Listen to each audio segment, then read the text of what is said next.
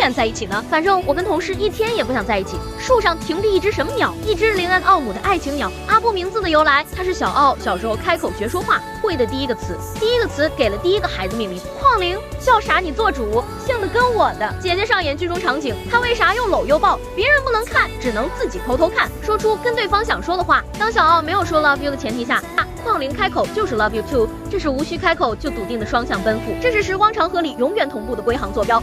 你爱我这件事，我自然懂。原来当小奥说出感谢姐姐来到这个世界上，转头矿儿就红了眼眶，用指尖拭去温热的泪珠。最动人的告白，无非就是让你确信你的存在本身就是我命运里最温柔的馈赠。什么关系？